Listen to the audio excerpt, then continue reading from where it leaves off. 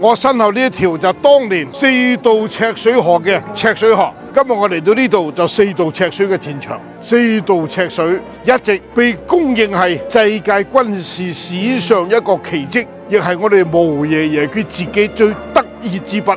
今年係工農紅軍長征勝利90週年，4渡赤水到底有幾犀利呢？4萬人將30萬人玩到氹氹轉。故事翻到1934年，紅軍第5次反圍剿失敗啦，尋找新嘅根據地。不過一開始紅軍就唔想行太遠嘅，因為之前嘅硬衝硬打，外板倉出發嘅時候只係打剩翻3萬幾人。就喺呢個生死關頭，中共中央喺遵義召開咗著名嘅遵義會議。遵義會議之後，紅軍嘅目標就非常明確，跳出敵軍幾十萬大軍嘅包圍圈，揾到一個安全嘅落腳點。睇睇當時敵人嘅佈局，就能夠直觀感受到紅軍有幾咁艱難。東邊有湘軍，北邊有川軍，貴州有黔軍，西邊有滇軍，總兵力接近40萬人。赤水河就係呢一場生死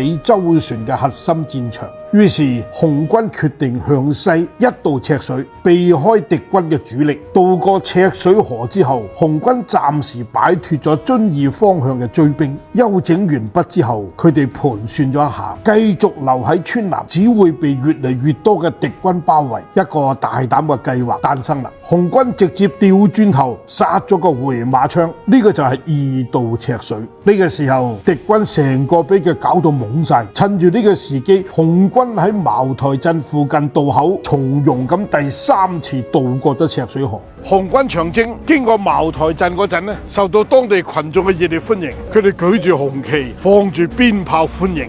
冇幾耐，臨街嘅牆上就貼滿咗歡迎紅軍嚟茅台，氣死滇軍，嚇死黔軍，拖死中央軍嘅標語。